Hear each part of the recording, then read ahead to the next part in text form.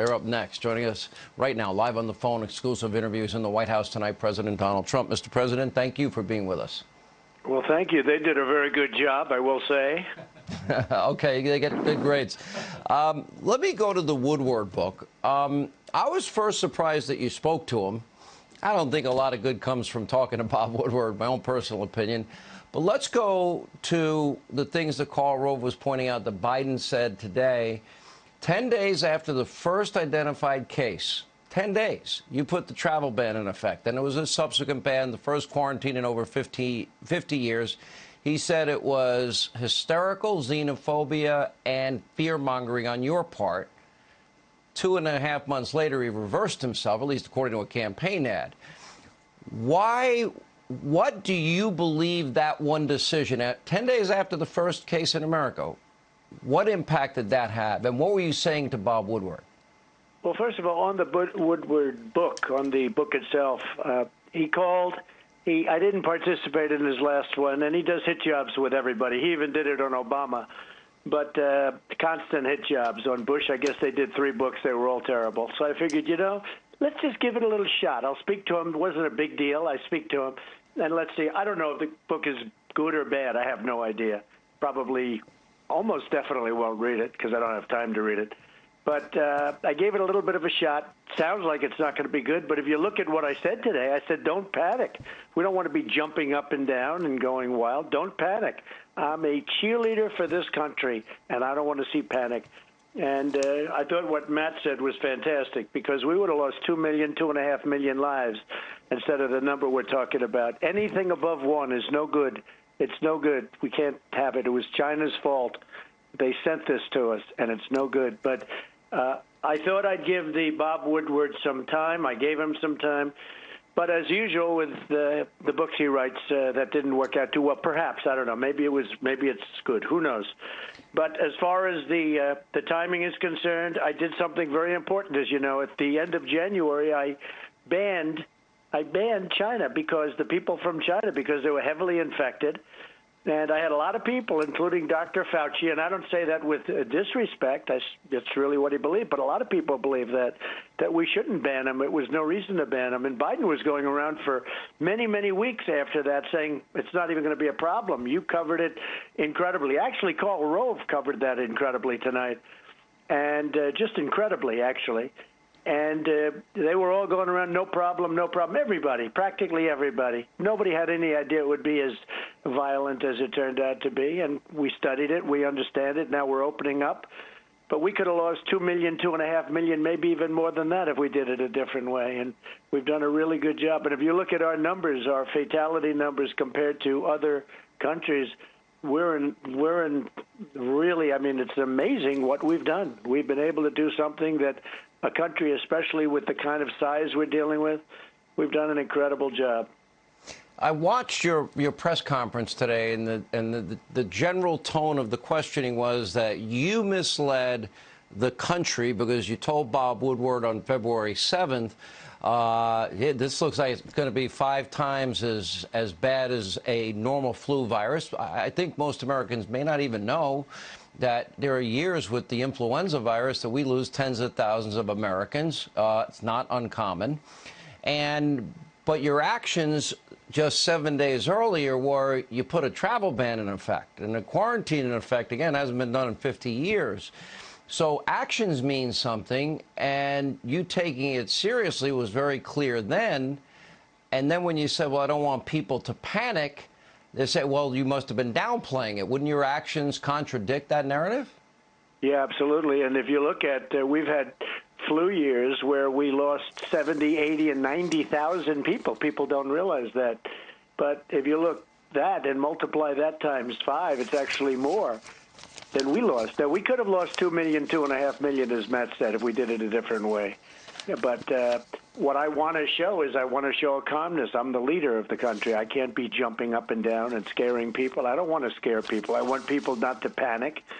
And that's exactly what I did. And if you look at the representatives of Joe Biden, you see what they were saying. They said, no problem, this won't be a problem. He didn't think it was going to be a problem until months later.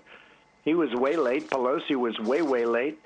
And I was at the end of January, far ahead of everybody, because I did something nobody wanted me to do. Nobody wanted me to do the ban on China. And then, as you know, shortly thereafter, I did a ban on Europe. That was, frankly, even more controversial. And that was good because I saw what was going on in Italy and in Spain and in France.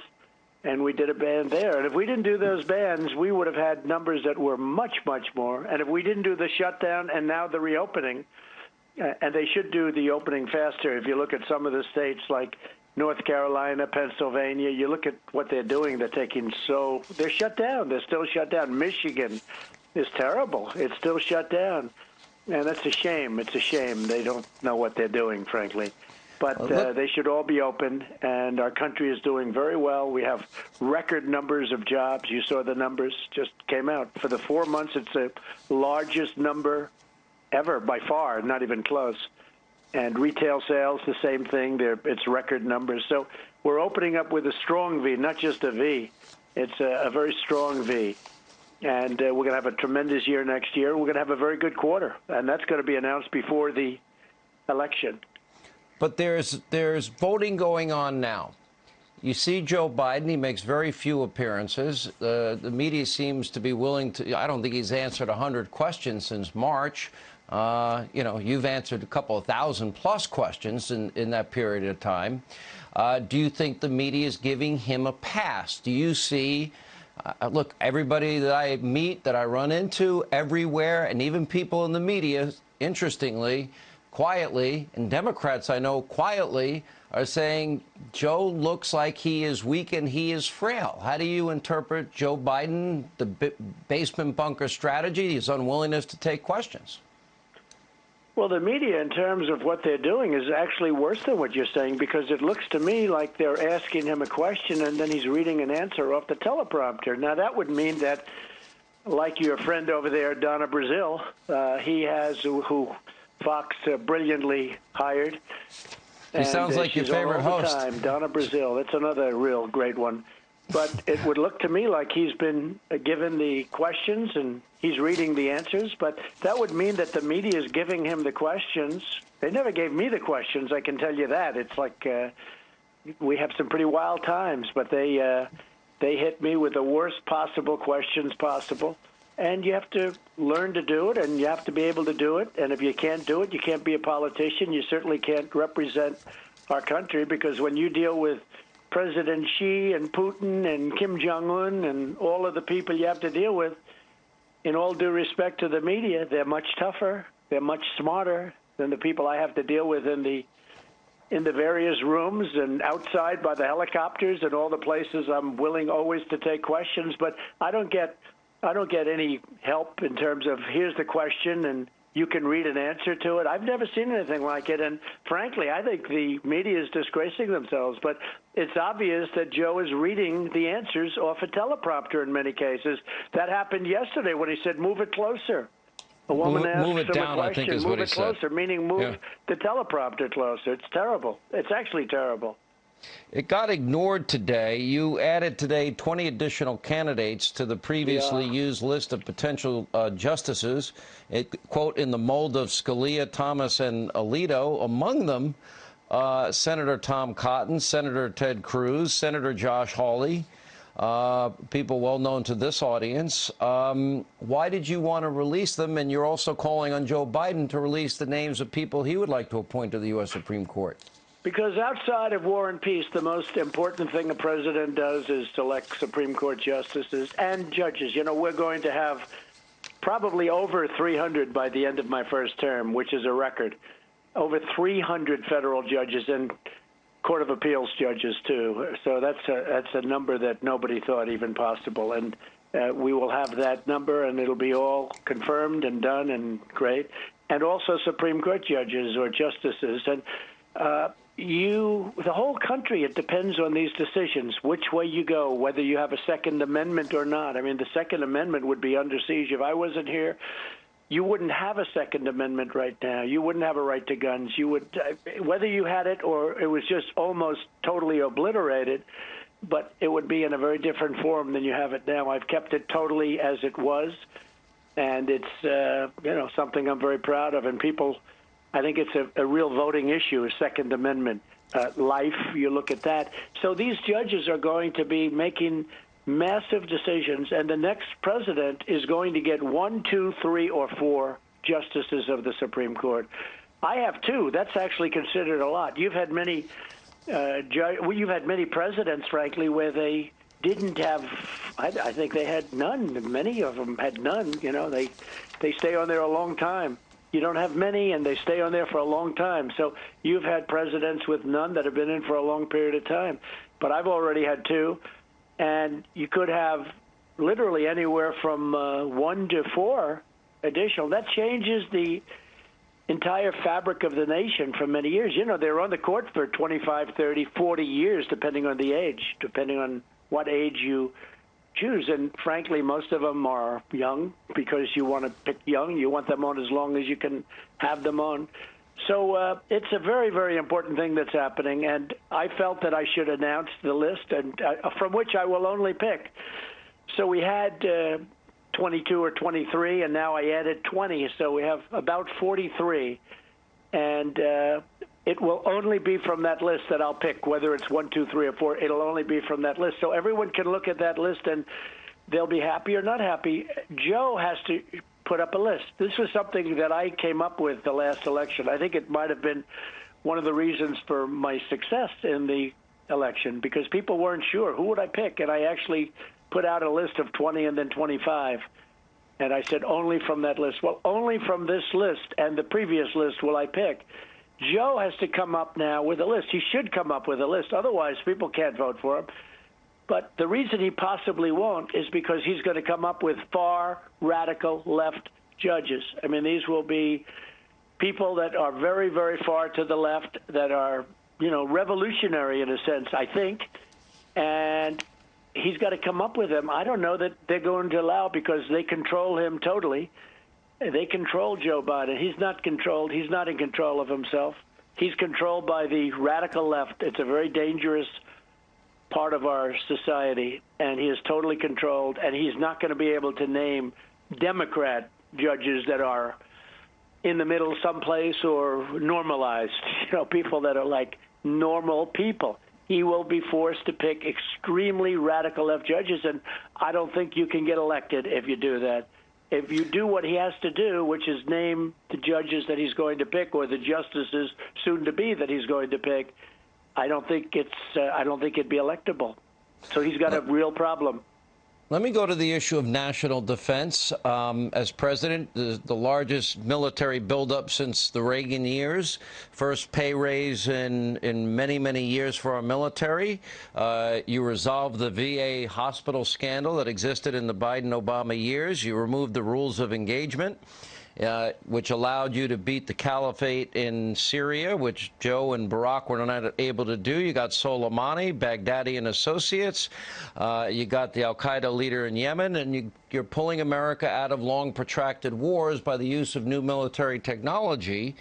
But the story is claiming that you disparage fallen soldiers. Yeah, it's a total lie. It's total disinformation. They put it out, then they do commercials on it. And to think that nobody that I know could have said those things. Look down at soldiers that have been dead for decades and decades and decades, real heroes. And they made it up. They made up the story. We have 21 people. I think you probably saw much more than that if we wanted to, because there were many people there. And the Secret Service wouldn't let me take the trip because of the dangers of going through very crowded parts of a certain part of Europe, as you know. We're in Paris. And they wouldn't let. They said we can't do it because the helicopter couldn't fly. It was raining as hard as I've ever seen it rain. It was foggy, so foggy you couldn't see anything. It was serious Paris fog, and like you couldn't see anything. So I knew immediately you couldn't take the helicopter. The drive would have been a very long one, which I would have been. I had nothing else to do. I went there for that. In fact, the next day I went to another cemetery, and by the way, it was pouring, but not nearly as hard. But it was pouring, and I made a speech in the rain. No umbrellas, no anything. You know, they said, it's just disinformation. I didn't want to get my hair wet. I've had my hair wet plenty of times. I made plenty of speeches in the rain. And if I didn't, you wouldn't be president right now. That I can tell you. So it's disinformation. They made up a story about 2 disgusting words that they say I said, and I didn't. And I have many witnesses. We have 21 witnesses. They only have sources. Sources say there are no sources. They made it up. It's a bad guy. It's a bad failing magazine called The Atlantic. And, of course, the media picks it up. And then they do television commercials. We put them a notice. Don't do it. Take it down. And I've worked too hard on the military and making it really great again. That's what we've done. We've rebuilt it. It was totally depleted when I took over. It was depleted. It was tired. It was exhausted from all these endless wars where our soldiers are being brought back, because I can't stand to see them coming back in shape. When they're not really fighting, they're really serving as police forces over there. We're not fighting to win, and they haven't fought to win. But I knocked out ISIS, killed Soleimani, killed al-Baghdadi, did things that Obama can't even think about doing. When I took over, ISIS was all over Syria, was all over Iraq. But I want to get out of there now. We've done it. Let them protect themselves. And there's plenty of countries over there that can do it. Let me ask you about the violence that has been going on well over 100 days in American cities. New York, obviously Chicago, we have Portland, we have Seattle, we have Los Angeles, we had Kenosha. 3 cities that did request your help and assistance, D.C., Minnesota, Kenosha.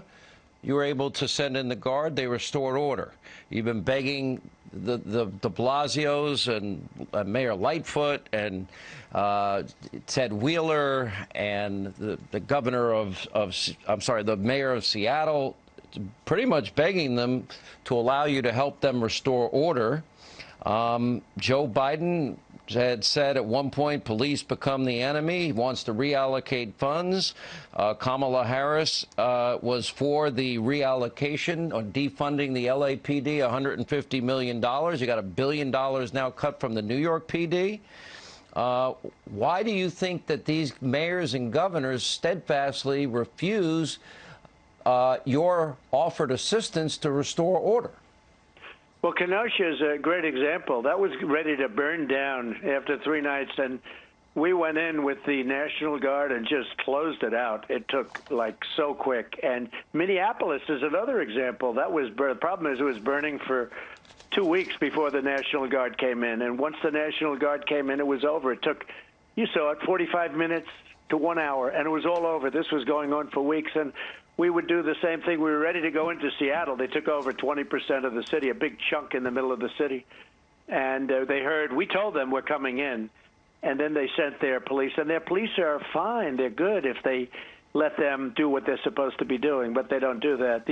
They're all Democrat-run cities, and they're not well run. And they're they become very unsafe because the level is so ridiculous. They do want to defund the police. And I've never seen somebody that could change like Biden. Now, I don't actually think he's aware of what he's even saying, to be honest with you, but I've never seen anything like it, where he talks about defunding the police or not doing much for the police, and then all of a sudden he sees what's happening with his poll numbers, because as you see, we're going way up.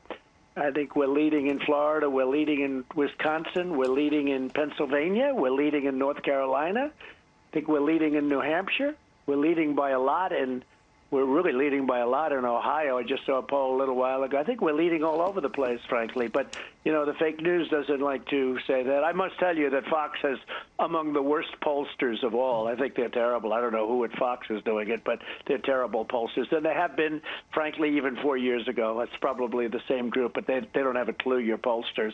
I actually like Matt Towery. He's separate and apart for the Fox O&Os. I've known him since Newt Gingrich's contract with America days. I'm fond of him and John McLaughlin and Scott Rasmussen. Let me ask you about some of Joe Biden's positions that have changed. I mentioned he was against the travel ban. A few months later, it was a right decision. He said numerous times in some of the primary debates he was against all fracking. A lot of denial on the issue of the violence and the rioting and the anarchy in cities. At one point said police become the enemy, reallocate funds, etc. Now he's talking even about manufacturing jobs, when he was vice president and Obama was president, they said those jobs ain't coming back. That's right. Why Well, the flip-flops? right. Do you think I've America never seen is going to quite buy? Like it, actually. What's John, that? I've never seen anything quite like it. The travel ban, all of a sudden he denies that, thinks it's fine, thinks it was good. But how about fracking? And you need that. It's basically your fossil fuels, your energies. We would have to close many of the plants, a big percentage of the plants in our country if we didn't do this. We have these massive plants, and they're not going to run by wind, and they're not going to run by solar at this point, and maybe at no point. But we have natural gas, which is really very environmentally friendly. We have all sorts of things. We're the #1 in the world now in energy. We've done a great job with energy. And you look at what you're paying a price per gallon at your car. People are saying it's unbelievable. They're paying less than $2 in many cases and going down even. And they can't believe how well we've done. We don't need to be in the Middle East other than for the protection of Israel. There's no reason to be there from the standpoint of oil. But we have allies, Saudi Arabia and others, that have been really spend a lot of money here and treat us well, and we'll take care of a lot of our people. We have some very good allies over there. And Israel, of course, we help Israel a lot. We took out Soleimani. We took out a lot of problems they were having over there, or they would have without us. Without us, I don't think any of them would survive for very long. But we don't need it for energy anymore. We're energy independent. It's an incredible feeling. I guess it's the first time we've ever been, or at least for many, many decades, energy independent. And you look at the price of energy. If Biden never got in, he was talking about no fracking very strongly. And his super liberal running mate, who's the most liberal person, more so than Bernie, rated the most liberal in all of the Senate, Kamala. If you look at what she said about fracking, there won't be any fossil fuels, there won't be any fracking. And they were all disciples of AOC and AOC plus 3. And it's ridiculous. But they constantly talk about no fracking. Then all of a sudden he sees his poll numbers going down, and he sees, Texas wants oil. I say they're against guns, they're against oil, and they're against religion. That doesn't do well in Texas or Pennsylvania or North Carolina or just about any other place that I can think of. And it's incredible. But they'll change in an instant and pretend like nothing ever happened. They'll say, "Oh no, I'm okay with fracking." He said it the other day. Biden said it the other day. He said, no, fracking is okay. We're going to grandfather it. We're going to do something with it, but fracking's okay. And yet he just ran for months and months where he's fighting fracking. And I don't think she could possibly say it. She's been fighting it for years. But the bottom line, they will go back to where they come from. Where they come from is no oil, no fracking, no drilling. Religion, look what they're doing to religion. They don't let your churches open. They let a casino open, but they won't let your churches open. They'll let protesters protest in the streets without masks by the thousands, but they won't let your churches open. So it's religion, it's oil, and it's guns. And those 3 items alone, how can anybody even run? George Washington and Abraham Lincoln as a combo, as a combination, couldn't win. But this is what we're up against. They changed their view, but where they're going from and where they're going to is where they originally came from. And that's none of this stuff. You're not going to frack. You're not going to have energy. And our nation's going to have one of the best years it ever had next year. Last year was the best year we've ever had. Next year is going to be better. And this third quarter coming up, and the numbers are going to be out before the election, those numbers are going to be fantastic. You watch. Well, the numbers, we were at 8.4% unemployment. There was some predictions early on. I did not think you'd see the jobs come back as quickly as they did, to be very frank, or the other things. Record setting, Sean. But early voting has started. Before the first debate, which is scheduled for September 29th, early voting is now going on in states around the country. You've talked a lot about that. Are you preparing yet for your upcoming debates? And if so, how so? Well, a little bit, but what I'm concerned about are all these ballots, because they're sending unsolicited ballots. It could be as many as 80 million throughout the nation. And when you have small races like a congressional race in New York with 2 people where the ballots are a mess. 84,000 plus. Yeah, if the ballots are missing, they're gone. There's been fraud. There's been deceit and deception.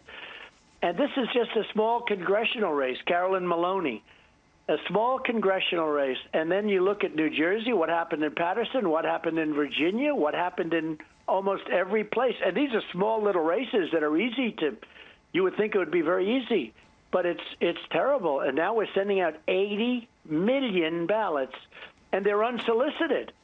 So when you send out that means people are going to get ballots that don't even know they're getting them. And that takes the enthusiasm away a little bit, because we have this massive, the largest ever, they say, the difference in enthusiasm.